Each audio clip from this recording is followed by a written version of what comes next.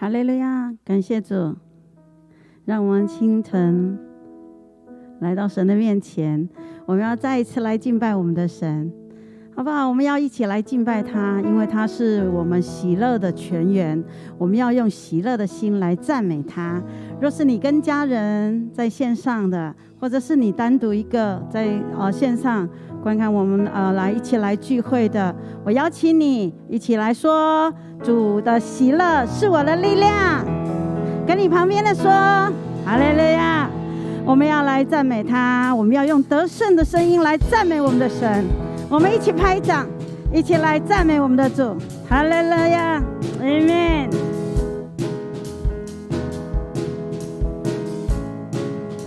一起来唱。主的喜乐是我力量，你的救恩是我盼望。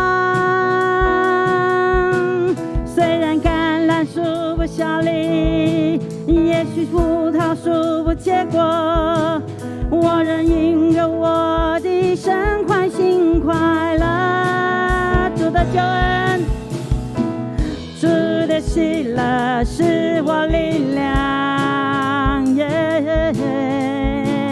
你的救恩是我盼望。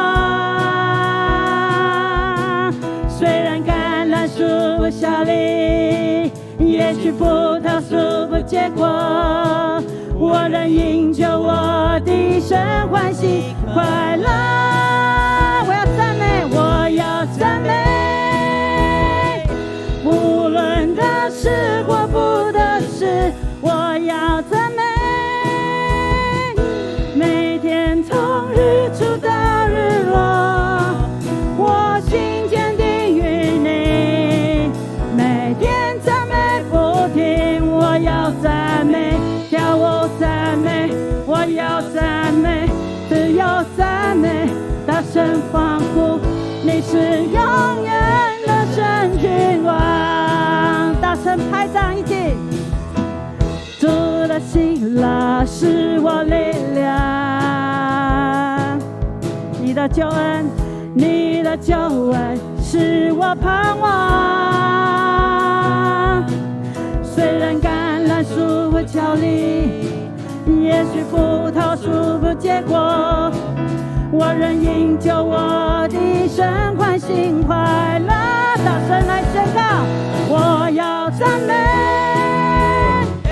无论得失或不得失，我要赞美。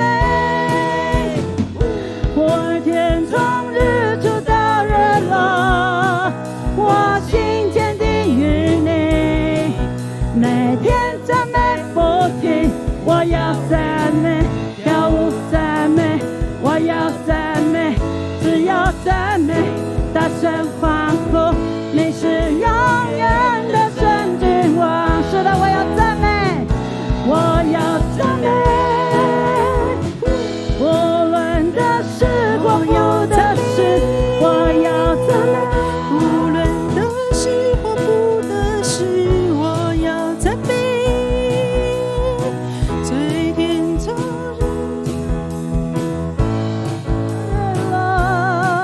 我心坚定于你。每天赞美不停，我要赞美，跳舞赞美，我要赞美，只要赞美，大声欢呼，你是永远的神君王。我们带着得胜的声音来看我们的主欢呼，我们来赞美他，我们来祷告。哈利路亚，亲爱的主，谢谢你，主你是每天使我们喜乐的。主啊，你的生命的泉源要从我们腹中涌流出来。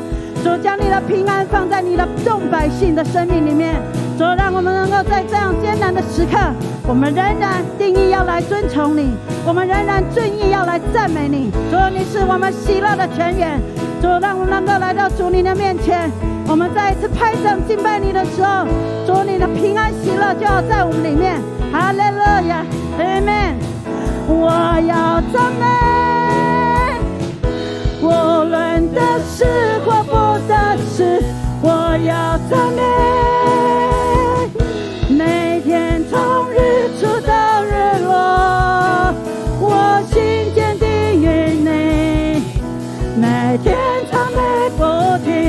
我要赞美，跳舞赞美，我要赞美，只要赞美，我要赞美，大声赞美，我要赞美，只要赞美，我要赞美，大声赞美，我要赞美，只有赞美，大声欢呼，这就是这真君王。再次，我要赞美，大声，无论大事或不大事，我要赞美，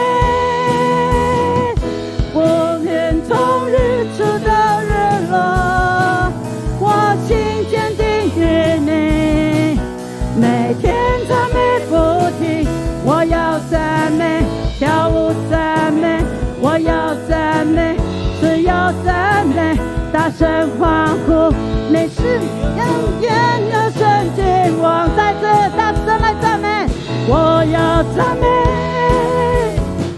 无论的事或不的事，我要赞美，哈利路亚，每天从日出到日落，我心坚定于你，每天赞美不停，我要赞美，跳舞赞美，我要赞美，只要赞美，我要赞美，跳舞赞美，我要赞美，只要赞美，再一次，我要赞美，跳舞赞美，我要赞美，只要赞，再一次，我要赞美，跳舞赞美，我要赞美，只要赞美，我要欢呼，你是永远的神君王。再一次，我要赞美，我要赞美，跳舞赞美，我要赞美，只要赞美，我要赞美，跳舞赞美，我要赞美，只要赞美，大声欢呼，你是永远的神君王。耶，哈利路亚！我们的神是永远得胜的君王。Amen， 哈利路亚！让我们来到神的面前，我们要更多的来敬拜他。他是永远与我们同在的神。求神帮助我们来到神的面前。我们更多的时候跟主说：主啊，求你与我同在，因为你是带领我的神，你是掌管我生命气息的神。让我们更多来敬拜他。哈利路亚，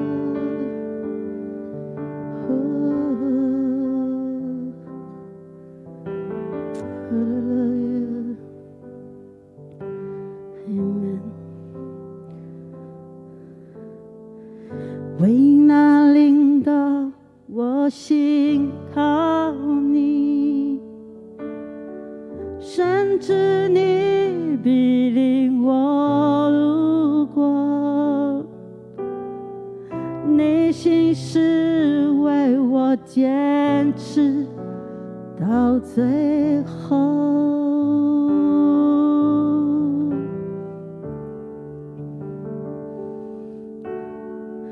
当暴风雨向我靠近，有你同在，我不知畏惧。你是我的牧者，我所依靠。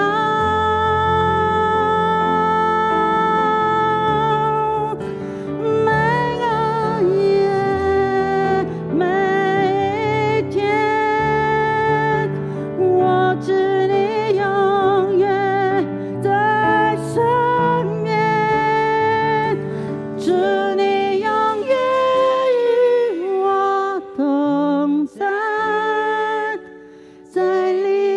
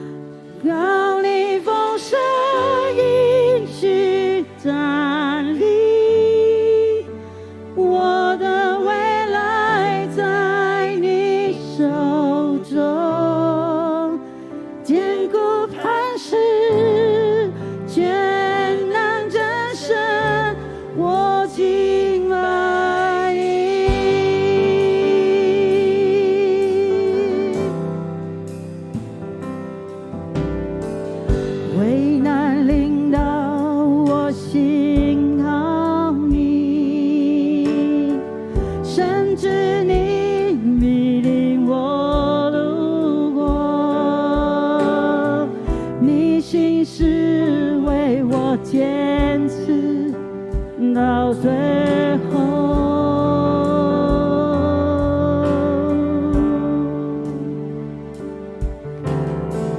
当暴风雨向我靠近，你有你同在，我不知畏惧。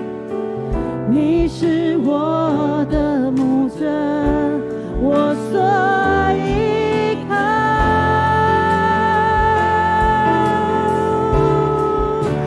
每个夜，每一天，我知你永远在身边，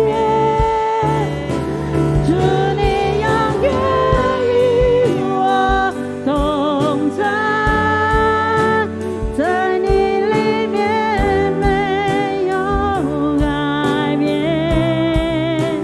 你的坚定从昨日到今日，一直到永远。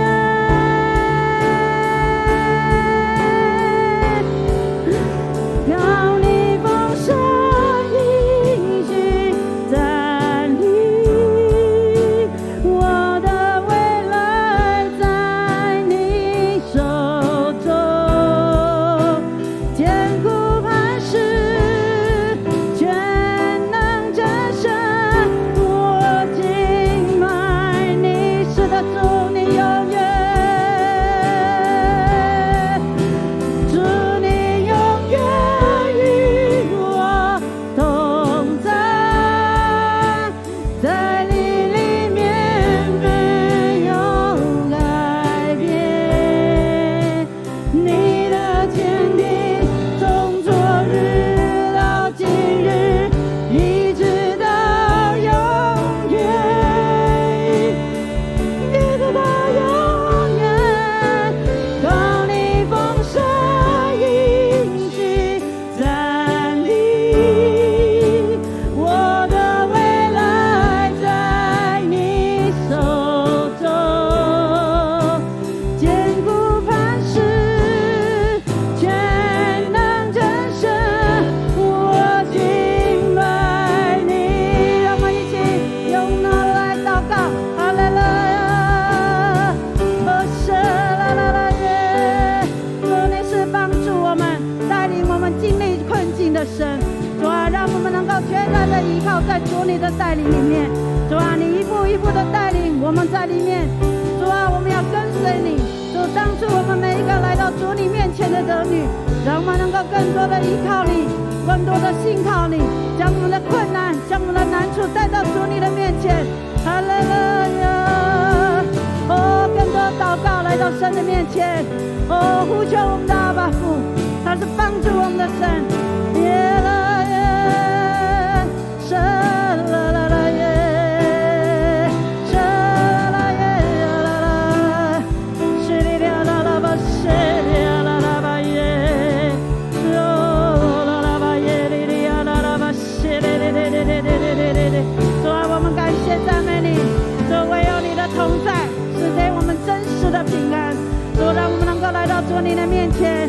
主啊，我们每一天都要宣告，主你是帮助我们的神，主你是我们生命的主宰。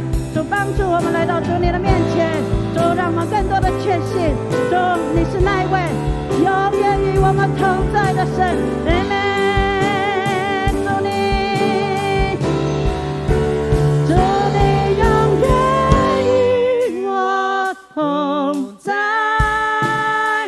在你里面没有改变，你的坚定从昨日到今日，一直到永远。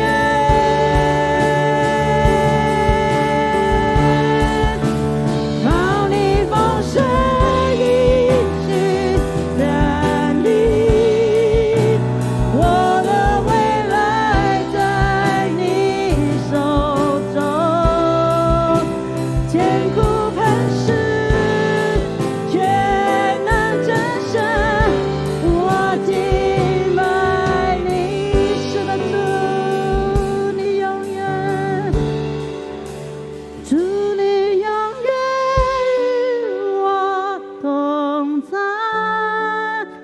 在你里面没有改变，你的心事到永远，一直到永远。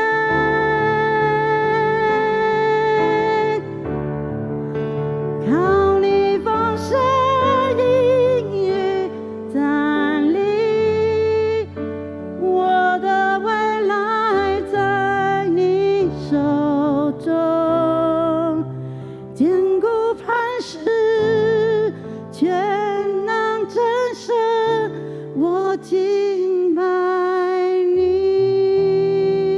一起来宣告，坚固磐石，全能战胜，我敬拜你。最后再一次来宣告，坚固磐石，全能战胜，我敬拜你。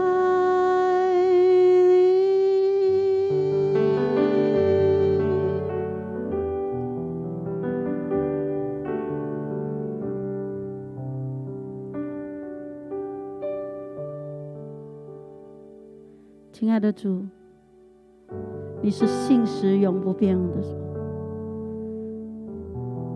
将你恒久的平安放在我们里面。主帮助我们来到主你的面前，跟随你。主，虽然这是一条看不见尽头的道路，前面有怎样的变化，虽然我们不明白，但是给我们一颗坚定信靠你的心，因为我们相信主，你必要一步一步的带领我们。主啊，用你的话语再一次坚固我们的心，让我们在你的里面，你也在我们的里面。主，我们永远是属乎你的。我们要将我们的敬拜、我们的赞美归荣耀给你，唯有你是配得我们敬拜的神。愿你永远的带领保守放在我们里面，让我们用信心来仰望你，依靠你。我们要献上感谢赞美，唯有你是配得赞美的羔羊，将一切的荣耀颂赞都归给你。谢谢你，赞美你，我们感谢你。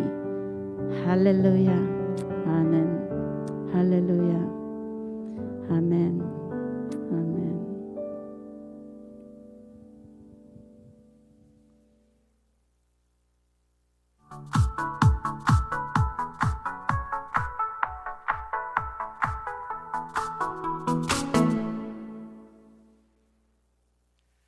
我们谢谢美玲长老带我们一起敬拜神。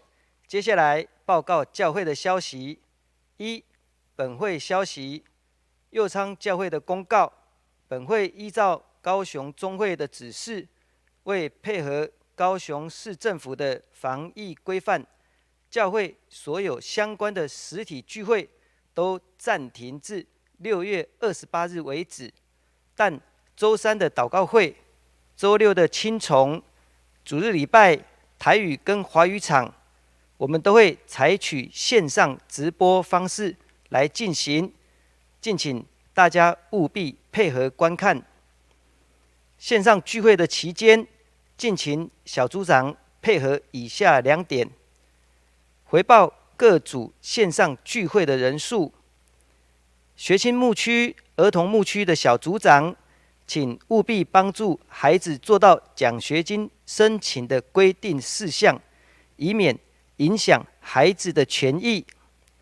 虽然在疫情期间不能实体聚会，但请兄姐仍然善尽上帝儿女的本分，尽力做到以下5点：聚会不停止，祷告不停止，传道不停止，奉献不停止，以及行善不停止。教会也鼓励大家利用以下各种方式来奉献：可以将各项奉献袋自己集中，每月1次拿到办公室奉献。有参加小组的弟兄姐妹，也可以请小组长协助代收以及代转。另外，也可以利用周报封面的银行账号奉献，但转账后，请联络办公室陈佩芬干事，告知奉献的项目，以便周报来登录。在疫情中，求主保守我们的心胜过一切，小心防范，但不要惧怕。请大家更多祷告，更多彼此的关怀，以实际的行动来为主做美好的见证。本会到6月30号，每天清晨5点半，推动复兴祷告小组线上早祷会，欢迎大家上线参加，也欢迎兄姐购买复兴祷告小组30天祷告手册，一起来灵修亲近主。祷告手册每本90元，请向办公室订购。109年度捐献证明收据已开立完毕，若需要索取收据报税的会友，请至办公室索取。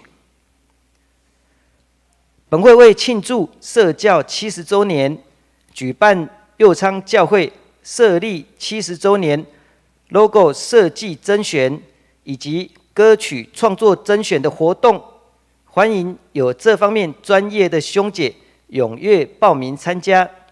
详细报名表请洽办公室索取。因疫情关系，6月份长职会延至7月4号召开，敬请各月长职以及单位同工届时留意参加。肢体消息：互助社不动产抵押贷款年息 1.8%， 有需要贷款或转贷的社员，可以向互助社洽询办理。日本家之光协会举办第29届世界儿童绘画比赛，相关资讯请向互助社洽询。以上是这礼拜的报告，更多资讯请到影片下方的资讯栏参阅。接下来是讲道时间，今天所要分享的题目是未曾走过的路。让我们欢迎今天的讲员何爱珍牧师。弟兄姐妹们，大家平安。我们一起来领受上帝的话，记载在约书亚记第3章第1到第6节。约书亚记的第3章1到6节，由我来攻读。约书亚清早起来，和以色列众人都离开什亭，来到约旦河，就住在那里等候过河。过了3天，官长走遍营中，吩咐百姓说：你们看见耶和华你们上帝的约柜，又见祭司利未人抬着，就要离开所住的地方，跟着约柜去。只是你们和约柜相离，要量2000肘，不可与约柜相近，使你们知道所当走的路，因为这条路你们向来没有走过。第5节，约书亚吩咐百姓说：你们要自洁，因为明天耶和华必在你们中间行奇事。约书亚又吩咐祭司说：你们抬起约柜，在百姓前头过去。于是他们抬起约柜，在百姓前头走。圣经读到这里，愿上帝祝福听他话语的人。主内的家人们，大家平安，愿你们平安。在这个不平安的当中，上帝的平安显得格外的重要。记得当我还没有读幼稚园的时候，有一次，我那位双目失明的父亲带着我的大哥和我一同去市区，要去办理一些事情。当所有的事情都办好了，需要采买的东西也都买齐了，我们就准备在公车站牌下来候车。因为我的家住在比较偏村偏乡的地方，所以需要搭乘公车去到市区来采买。那个时候的我也不认识字，所以都是需要靠着哥哥或是靠着爸爸来帮忙。哥哥如果说车子来喽，那我就会等到车子停好之后就会上车。这件事情对于还小还没有读国小的我来说，这件事情令我相当的深刻。在经过几班的车子过去之后，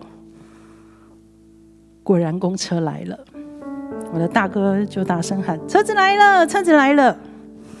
结果一下车子来了2台，那我看第一台车已经停下来，我就马上的冲上去车子，马上找个位置就坐下来，手里打开父亲为我预备的饮料养乐多，乖乖的坐在那里就喝下来了。一面喝着饮料，一边在看，爸爸呢？哥哥呢？他们坐在哪里？可是没有想到，找来找去都没有找到爸爸跟哥哥的身影。好奇怪，怎么会这样子呢？不是一起上车的吗？再找一次好了。我左看右看，前看后瞧的，爸爸不见了，哥哥也不在，怎么都没有看到他们呢？于是我抬头往窗外看一看，这是哪里呀？窗外沿途的风景越看越陌生，转眼看看车子里面的人，糟糕，没有一个是我认识的。接下来的结果相信大家一定都知道，果然车内传来了一个孩子嚎啕大哭的声音。因为找不到爸爸，也找不到哥哥，我的心里充满了害怕与不安。喝到一半的养乐多也不要了，车上里面的这些叔伯阿姨们的安慰也完全听不下去。沿路上就只知道哭，一直哭，一直哭，哭到最后，这个客运车的司机总算是把车子开回去客运的总站。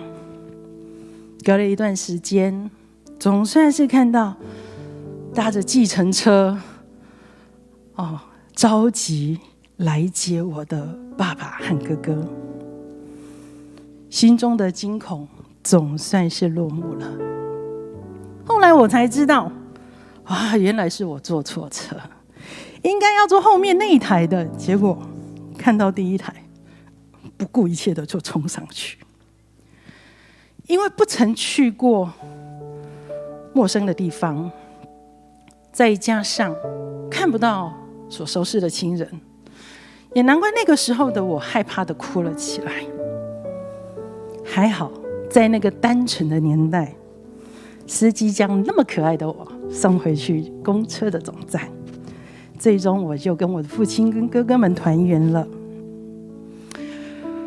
我们都曾经有过这样的经验，就是有些地方是我们没有去过的，或者是说有一些事情是我们从来没有去经历过的。同样的，在过去也有一些以色列人，他们也是如此。经文一开始记载在第3章第1节，约书亚清早起来，和以色列众人都离开什亭，来到约旦河，就住在那里等候过河。什亭它原文的意思，希伯来文的意思是皂荚树，也有平原的意思。那什亭它的所在位置是在什么地方呢？什亭的位置是在约旦河东挪亚的平原。在民数记的22章第1节这样记载：以色列人起行，在摩押平原约旦河东，对着耶利哥安营。为什么以色列人他会在什亭这个地方安营呢？在民数记的21章，他记载说，当以色列人他打仗战胜了亚摩利的王西宏，还有这个巴珊王噩的时候，其实他们就一直在那里安营。而且什亭它这个地方啊，是以色列人准备要进入迦南地之前，他们最后一个安营的地方。不止如此，约书亚也是在这个地方差派2个探子去窥探迦南地跟耶利哥城，所以这个地方也是他们准备要出发、要前往、要过约旦河的地方。我们透过经文，我们可以发现，约书亚他是一个能够受交托的人，是可以委托他任务的一个人。我们一同来看这一段经文，在我们的投影片当中，约书亚记的第1章1到2节，这里说，耶和华的仆人摩西死了以后，耶和华晓谕摩西的帮手嫩的儿子约书亚说，我的仆人摩西死了，现在你要起来，和众百姓过这约旦河，往我所要赐给以色列人的地区。当约书亚他领受到耶和华上帝这个吩咐之后啊，约书亚他马上就做了3件事情。头一件事，约书亚他马上就命令百姓跟官长，命令这个百姓的官长要做什么呢？要走遍营中，要向百姓来宣布3天之内他们准备要过约旦河。这段事的记载是记载在第1章的10到11节，有它比较详细的记载。官长们要他们预备食物，来预备过河。接下来约书亚他做的第2件事情，第2件事情就是他要求约旦河东2个半的支派要一起前往。这个记载在第1章的12节还有14节。约书亚接下来做的第3件的事情，就是他马上就差遣了2名探子去偷窥、去侦查迦南地以及耶利哥城。因为约书亚他希望他能够有十足的把握，他可以一举攻下耶和华上帝要为他们所预备的地方。所以这2个探子他们窥探完之后就回来之后将他们所看见的这些结果就回报给约书亚。他们说，约书亚，上帝果然将那个地方全地都交在我们的手中了，而且那地所有的居民都怎么样？都已经失去那个奋斗、那个抗战、征战的能力了。所以他们在我们的面前啊，他们的心都消化了。哇！约书亚他知道了之后，他隔天早上就带领了以色列会众离开什亭，来到约旦河边来安营，等候命令，准备过河。亲爱的弟兄姐妹，以色列人他们过约旦河的事迹，其实有很重要的意义。这段经文和早期摩西在带领以色列人他们出埃及过红海的事迹，其实有它的对比性在。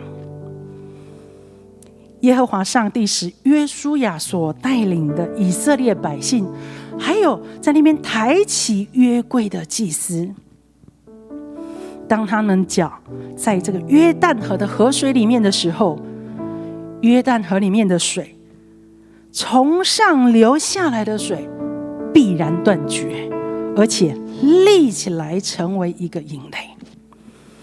在约书亚记3章15到16节就记载，他们到了约旦河，脚一入在那个水中啊，那个从上往下流的水，从那个很远很远的地方就停住了，而且真的立起来成为一个营垒。很特别的是，在经文的当中，比较细小的字也有提到，原来约旦河这个河水啊，在收割的日子的时候，其实它的河水是怎么样？是涨出来，是漫出来，超过两边的海岸。亲爱的弟兄姐妹，当我们读到这两边的经文的时候，我们来想想，这个水，约旦河的河水是从上往下流，必然断绝，立起成垒。再想想看，原本水是漫出去、满出来，溢在旁边的这个岸上，这个叫泛滥成灾。像这么大的一个出水量，要怎么样让它，怎么样让那个从上流下来的水可以在那里停住，可以在那里立起来，成为一个营垒？弟兄姐妹，这是不可能的事啊！除非有神迹。这个就好像上帝在红海的地方让红海分开，让以色列百姓可以从那个干干的那个红海的地可以走过去，这样的神迹一样。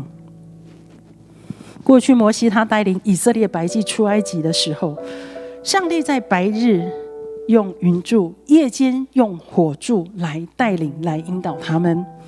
现在上帝的约柜要走在前面，要带领以色列百姓。那过去上帝使用摩西成为他的仆人，给他有权柄，透过各样的神迹来带领以色列人，使百姓都尊敬他，都敬畏他。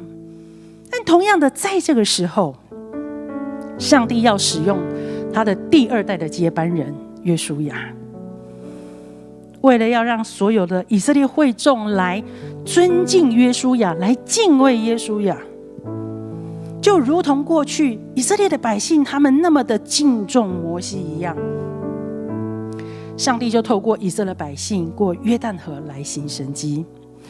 所以说，以色列人他们过这个约旦河，其实主要就是在说明上帝对以色列人的爱，上帝对以色列人的救赎。我们看第2到第3节，约书亚记3章2到3节。过了3天，官长走遍营中，吩咐百姓说：你们看见耶和华你们上帝的约柜，又见祭司利未人抬着，就要离开所住的地方，跟着约柜去。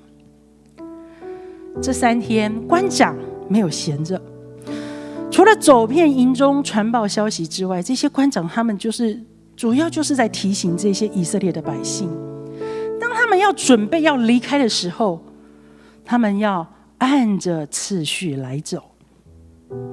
约柜要走在百姓的前面。为什么约柜要走到以色列人这些百姓的前面呢？原来当以色列人他们还没有离开西乃山的时候，其实就已经有这样的定规，就是行走的队伍的一个顺序。在这个民数记第10章33节，他这样记载，他说：以色列人离开耶和华的山，往前行了3天的路程。后面这句话很重要，耶和华的约柜在前头行了3天的路程，为他们寻找安歇的地方。亲爱的弟兄姐妹，耶和华的这个约柜啊是怎么样？在前面行走了3天，而且不只是在前面行走，还为他们寻找安歇的地方。准备要过约旦河的这些以色列百姓，他们可能也知道过去的惯例，然后再加上这个时候官长又特别的在叮咛他们这些小细节，也就是第4节所说的，当以色列的百姓跟在这个约柜的后面行走的时候，必须要隔一段距离，不能靠得太近。我们来看一下第4节他怎么说。他说：只是你们和约柜相离，要量2000肘，不可与约柜相近，使你们知道所当走的路，因为这条路你们向来没有走过。这里讲到的肘，就是早期东方人他们用来计算长度的一个单位。这个计算的方式就是从肩膀的这个关节处，一直到这个大拇指指尖的地方，就是这边肩膀到我们大拇指指尖，直直的这样子的地方，这样算为一肘。一肘的长度呢，大约是46到50公分左右。那如果说是2000肘的长度，大约是多少啊？46到50公分左右，大概就是920公尺到1000公尺左右。在这个华语的现代中文译本的圣经，他是这么说：他说，跟在约柜后面保持约1公里的距离。算一算，这两边说法的距离其实是差不多的。为什么官长要叫百姓跟约柜的距离要离那么远呢？我们来看经文怎么说。经文第4节的地方，他说：不可与约柜相近，使你们知道所当走的路。我想大概有几个原因。第一，因为这个约柜是圣物，在旧约的时代，约柜它象征上帝的同在，所以百姓不可以跟约柜距离太近，太过亲近，不可以。也因为这个约柜是走在百姓的前面，所以这是象征着上帝带领以色列人走前面的道路。其实约书亚他就是希望能够让百姓们看清楚，约柜他是怎么样走的，那约柜怎么样在前面走，我们就要照他的方式跟在他的后面行。约柜怎么带领我们，我们就在后面跟着怎么走。第二，因为约柜是圣物，这些官长们担心，百姓如果太靠近约柜，甚至会因为不小心摸到，或者是不小心碰触到约柜，这会导致人死亡。在历代志上13章的9到10节，就有记载这么一个人，他叫做乌撒。他因为不小心，他的手扶到了约柜，结果就当场死了。我们看一下经文13章，历代志上13章的9到10节，他说到了基顿的禾场，因为牛失前蹄，不是因为他自己的问题是因为牛怎么样？是因为牛他绊住了。那乌撒他很好心乌撒就伸手要扶住约柜，耶和华就向他发怒，因为他伸手扶住约柜，击杀他，他就死在上帝的面前。哇，原来过去有这样的例子，不是因为他自己的问题，是因为那只牛的问题，可是怎么样？不小心触碰到了这个约柜，结果他的下场就是死。难怪这些官长们，他们一直提醒百姓你要注意什么，你要小心什么，你要谨慎什么。因为老的之前的那一批的以色列人，他们都跟摩西一样，都已经死在旷野。对这些新的一代的以色列人来说，这是他们从来未曾走过的路，是一条充满许多困难和挑战，是需要全心倚靠上帝，用信心来走的路。而且这一条路是能够得到上帝的带领，满有恩典的路。我们继续看第5、第6节，约书亚吩咐百姓说：你们要自洁，因为明天耶和华必在你们中间行奇事。耶和华又吩咐祭司说：你们抬起约柜，在百姓前头过去。于是他们抬起约柜，在百姓前头走。这是约书亚他领受上帝的吩咐之后，他第一次向所有的以色列会众来讲话。他命令百姓：你们要自洁。为什么要自洁？因为为了隔天要来做预备。因为约书亚他深信明天上帝就要做奇妙的事情，上帝要将约旦河西，就是以前上帝所应允的这一块土地，要赐给摩西和以色列的百姓。现在这一块地，上帝要赏赐给他们了，他们也等候着要观看上帝奇妙的作为。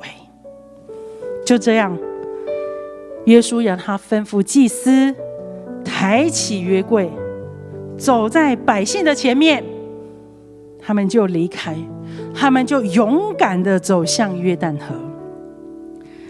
亲爱的弟兄姐妹，现在我们不也是一样走在一条过去我们未曾走过的路吗？过去我们不曾遇到这么样的缺水和缺电的情形，我们也从来没有遇到这么严重的疫情，我们没有遇过 COVID-19 这么严重，病毒的这个病毒啊，这么的恐怖，我们没有遇过。甚至因为这个疫情带来，我们要去菜市场买一个菜，我们都需要按照我们自己身份证尾数的号码，我们才能够分135或246，我们去菜市场买东西。我们没有遇到这样的状况，我们也未曾遇到因为疫情来，我们必须得暂停所有的实体聚会，所有的小组，所有的实体的礼拜，甚至使我们不得不改变，我们只有在网络线上，我们才有办法做礼拜，只有按了我们的网络进入我们的线上，我们才有办法参加教会的早祷会，我们的小组。连我们想要关心我们自己属灵的家，我们想要为我们自己教会来奉献的时候，糟糕，我们奉献的方式改变了。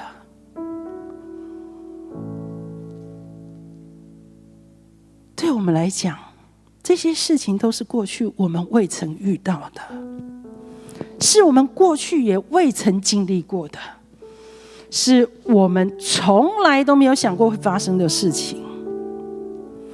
虽然在疫情失控的这个时候，连我们的出入都受到很大的限制，我们觉得很不方便。但是也在这样的时刻，或许也有许多的弟兄姐妹，其实我们的心里充满许多的惊惶害怕，我们很担心自己的亲人外出回来会不会沾染细菌，就拿着酒精一直喷啊喷啊喷，回来赶快去洗手去洗手去洗澡去洗澡，换衣服换衣服，我们都很紧张很害怕，我们不知道该怎么做啊。但是在这个时候，亲爱的弟兄姐妹，我们仍然要在上帝的面前来献上感谢。阿们。我们不只是要感谢，而且我们要大声的赞美我们的主，我们的神。因为在约翰福音16章的33节，主耶稣说，在世上你们有苦难，但是你们可以放心，我已经胜了这个世界。阿们。耶稣说，你们可以放心，我已经胜了这个世界。耶稣已经胜了这个世界，胜过了，得胜了。过去摩西怎样带领以色列人出埃及，经历那么多的神迹奇事，还记得吗？当他们走到没有水的利非定的时候，摩西就举起他的拐杖击打磐石，就有水从磐石中流出来。当他们来到拉玛的时候，那里的水是苦的，根本不能喝。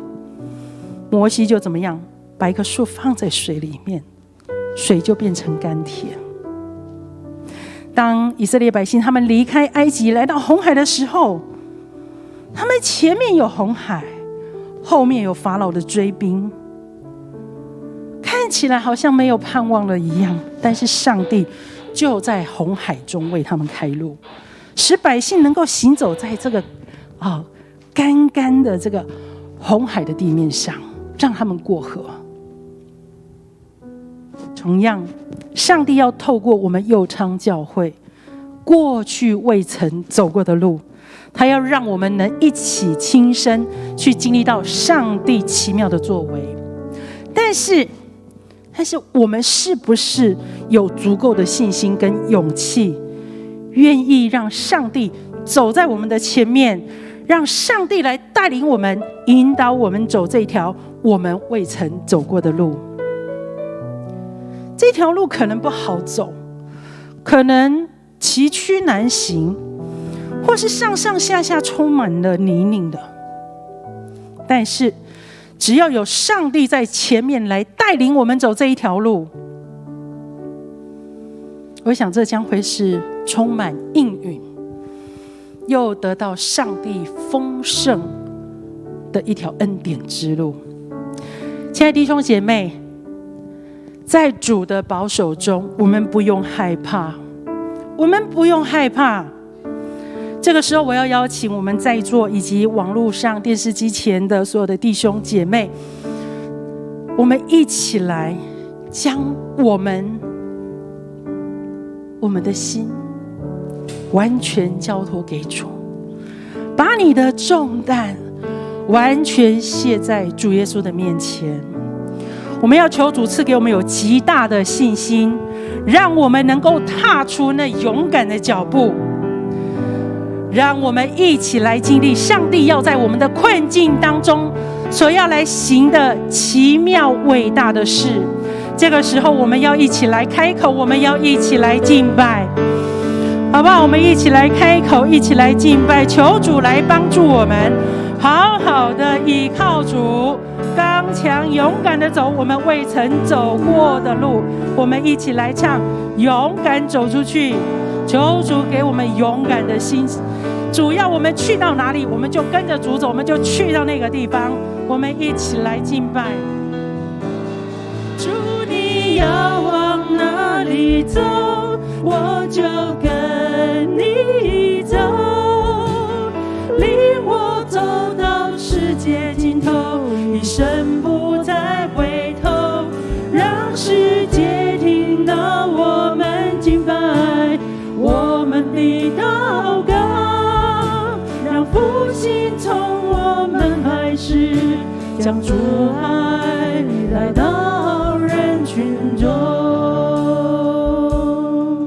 我并不完美，也并不特别，而你却是为我舍弃生命的主。我时常软弱，有时会迷惑，但你是道路、真理和生命。主，你要往哪里走，我就跟你走，领我走到世界尽头，一生不再回头，让世界听到我们敬拜，我们的祷告，让复兴从我们开始，将主爱带到人群中。我们跟随主，主你要往哪里走，我就跟你走，领我走向世界尽头，一生不再回头，让世界听到我们敬拜，我们的祷告，让复兴从我们开始，将主爱带到人群中。我们要一起来祷告，我们需要靠着主给我们力量，我们需要主给我们有极大的信心跟勇气，来走那个我们从来没有走过的路。或许在我们当中有许多的惧怕，我们有胆怯，我们可能跨不出那一步，但是求主帮助我们，我们要求圣灵来帮助我们，因为靠我们自己我们什么都不能做，好不好？这个时候我们来为着我们自己来祷告，求主来帮助我们，把那个跨越不过去的脚抬起来，主给我们力量，靠着主来跨越过去。我们同心来祷告。哦，亲爱的主，亲爱的神，主啊，你知道我们是胆小的，我们是软弱的。主啊，当我们看到主啊，你要让我们去到一个新的地方，是我们过去未曾走过的路的时候，主，我们的心中充满了许多的害怕与惊慌。主啊，我们需要有极大的勇气来跨越那个抬不起来的脚，主啊，那个跨越不下去的腿。主啊，你给我们力气啊！主啊，你给我们勇气啊！你给我们有信心啊！帮助我们除去我们内心里面的惧怕，主啊，挪去我们一切所有的胆怯。主啊，这个时候我们需要你赐给我们刚强壮胆的心。主啊，你早期你是怎么样来使用摩西不敢开口的人？主啊，他因为依靠你，主，你加给他力量，你给他有好的 partner， 他的哥哥姐姐成为他极大的帮助。主啊，照样当我们要走那未曾走过的路的时候，我们也需要有属天的同伴与我们一起同行。主啊，你将这样子的属灵的同伴给我们。当我们一个人走的时候，我们会孤单；但是我们有多人，有许多的弟兄姐妹一起同行的时候，主啊，我们就昂首阔步，我们就毫无惧怕。求主刚强我们，壮胆我们的心。谢谢主，谢谢神，你垂听我们的祷告，奉主耶稣基督名求，阿们。这个时候我们要继续来祷告，我们要来为着缅甸的军政府，他们用武力镇压缅甸的这些人民，带来许多的伤害，所以我们要为着缅甸这个国家来祷告，让他们的伤害能够快快的停止。我们为着他们能够早日恢复他们过去他们国家的运作来祷告。再来，我们也要为着印度、越南、还有泰国、马来西亚等等这些国家，同样的，他们也遭受非常严重的 COVID-19 的疫情。所以这个时候我们也要为着我们周遭的国家来守望祷告，来祝福这些国家，让他们的相关的这些官员这些在上执政掌权的，能够成为他们在这次疫情当中的帮助，能够让他们的疫情也能够来舒缓。第三，我们要为着我们的台湾来祷告。大家都知道，我们在我们的双北部的地区，还有在这个苗栗的地方，这些疫情都相当的严重，有许多人很害怕，都不敢出门。所以我们在这个时候，我们要特别为着我们的台湾来守望祷告，求主帮助我们的疾病管制局相关的官员，我们的在上执政掌权者，特别是在研议这些疫苗，就是我们的国产的疫苗，我们也为着这样的事祷告，求主把这些有智慧的这些人这些相关的技术人员能够凝聚在一起，能够成为我们国家的帮助，能够来尽早让我们的疫苗来量产。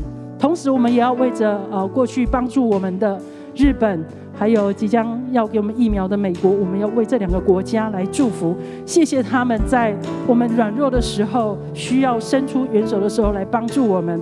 我们一起来祷告，我们同声来祷告。主啊，神啊，是的，你是掌管宇宙的主，主啊，每一个国家都是你所掌权的。主，奉主的名，我们这个时候为着缅甸来献上祷告。在那个地方有许多的华人，但是我们也知道缅甸的军政府他们用武力来镇压那里的百姓，主要让许多的人民受到极大的恐惧伤害。主啊，我求你来恢复。主啊，我求你将你的慈爱来浇灌。主啊，用你的爱止息这一切的战争，这一切的武力。主啊，你让缅甸这个国家能够早日恢复过去正常的运作。主啊，将这些心理受到伤害或是身体受伤的这些百姓仰望在神的手中，愿你来抚摸，愿你来医治，愿你来恢复。我们同样也为着我们周遭的国家要献上祷告，不管是印度、是越南、泰国、马来西亚，主要在我们这些东南亚这些邻近的国家，他们同样也遭受到 COVID-19 疫情的严重的一个威胁。主要我恳求你将你的慈爱再一次复辟在各个区块的国家当中。主啊，来怜悯这些国家。主要让他们的国家这些疫情能够在有效的控制当中可以得到舒缓，也让他们在接种疫苗这方面，主啊能够得到极大的帮助。主，同时我们也将我们台湾来献在神你的面前。主啊，是的，你知道在双北地区，在苗栗的地方，主啊，这些疫情都非常的严重。主啊，有些是完全不带症状的，主啊，是根本就不晓得自己发生这样子的疾病的。主，我求你来怜悯，我也恳求你来医治。主啊，当我们在做祷告的同时，主啊，我们相信你圣灵必动工。不管是我们在国产的疫苗的量产，或是这些药品的效能，主啊，愿你来使用，发挥到极大的效力。主啊，使我们这些注射的这些百姓，主啊，他们的身体里面能够产生抗体，主啊，他们能够有健康的身体。主啊，也是将我们邻近的日本还有美国，为着台湾人的需要，他们给了这么多的疫苗。主啊，我们献上感恩，也求主你大大的来祝福这两个国家。主啊，让我们真的在我们有需要的时候，看见有这么好的同伴能够成为我们的帮助。主啊，实在是你的恩典，愿主继续保守带领，让我们的疫情能够逐渐趋缓受控制，进而让这些疾病能够完全的离开。主，我们谢谢你，垂听我们的祷告，奉主耶稣基督名求，阿们。我们同样的要来为着我们教会今年度我们的成长目标来祷告，无论是我们的人数的成长，是我们奉献的成长，我们都要为我们的教会来祝福。虽然我们遇到很严重的疫情，虽然我们已经暂停了实体的这个整个的礼拜跟聚会，但是弟兄姐妹不要担心，这个都会过去，很快的，神恩典会临到，好不好？这个时候我为着我们的教会一起来祝福，让我们今年度的目标，成长的目标可以达成。我们也为着我们教会的外展事工来线上祷告。我们有许多的事工可能也因为疫情来停顿，但是神要让我们透过这段时间，让我们先蹲下来，好让我们可以再跳得更高。所以这个时候我们也要为着我们的社区福音的事工，我们要线上祷告。最后我们要为着我们教会里面有许多身体也软弱欠安的弟兄姐妹，有一些是年长者，或是他不是在家里休养，他是在安养院的，在这些看护中心的，我们也为着他们。只要你知道的弟兄姐妹，好不好？你提名来为着他们来祷告。当我们祷告的时候，我相信神就要在我们当中做奇妙的工作。我们一起同声来祷告。主，是的，是的，我们要将这严峻的疫情仰望在主手中，这一切都会过去。主，我们就要为着我们教会今年度的成长目标来同心祷告。主啊，人数的加添，奉献的成长，在你来讲没有难成的事。主啊，就求你亲自来激励我们，帮助我们，在这疫情的同时，我们持续的敬拜，我们不住的祷告。主啊，我们做我们的本分，我们能够向我们的 best 来传福音。主啊，使用我们每一个人，使用我们的小组，使用我们的幸福小组的辅长同工们，主啊，用各式各样的方式，让福音要进到这些还没有认识你的人他们的身上。主啊，谢谢你，谢谢你，赏赐给他们有得救的智慧。主啊，让他们才能够寻求你的时候来寻求你。谢谢主，我们也为着我们教会的这些社区的这些福音事工、外展的事工，我们也线上祷告。或许我们因为疫情的关系，我们停顿了，我们暂时休息了。但是主，你知道我们服侍的心，我们要传福音的心志不会因为这些而停止。主啊，你帮助我们各项事工，在现在虽然好像停顿，但是我们知道这个休息是一个蹲下去，接续下来，神你要给我们的祝福是极大的要紧。主啊，就恳求你来施恩祝福我们社区福音的事工。主啊，让凡听见这福音的，主啊，领受你救恩的人，能够速速的回到主你的面前，回到主你给他们的家中。主啊，我们谢谢你，也是将身体欠安的弟弟兄姐妹们仰望在主手中。哦，主啊，这些周报上所刊登的每一个弟兄、每一个姐妹，主啊，都有你圣灵的印记，你要与他们同在，你要医治他们，主啊，你要安慰他们，主啊，你要引领他们，让他们感受到，虽然在病痛软弱当中，但是主你不离弃他们，主啊，你与他们同在，求你的怜悯与医治临到所有有需要的弟兄姐妹们。谢谢主，谢谢神，我们感谢你，主啊，你带领我们走了这条过去我们教会未曾走过的路，主啊，你下来开阔我们的境界，就求你大大的施恩，祝福我们，祝福我们的教会，祝福我们的牧者，祝福我们的所有办公室同工，所有的长子弟兄姐妹小组的组员，主啊，每一个弟兄姐妹，主你都祝福，给我们极大的勇气和信心，来勇敢走出去。谢谢主垂听我们祷告，奉耶稣的名，阿们。勇敢走出去，不要害怕。主你要往哪里走，我就跟你走，领我走到世界尽头，一生不再回头，让世界听到我们敬拜，我们的祷告，让复兴从我们开始，将主爱带到人群中。我们继续跟随主，主你要往哪里走，我就跟你走，领我走到世界尽头，一生不再回头，让世界听到我们敬拜，我们的祷告，让复兴从我们开始，将主爱带到人群中。现在你们可以平安的去，因为上帝要做我们前方的元帅，他要带领我们，保护我们，走过生命中所遇到的一切困境。我将你们交予上帝的恩典、慈爱及保护的圣手，愿全能的上帝父子圣灵的恩典在你们之上，从今时直到永永远远。阿们，阿们。靠着主，我们一起勇敢的走过去我们未曾走过的路。弟兄姐妹们，我们一起加油。阿们。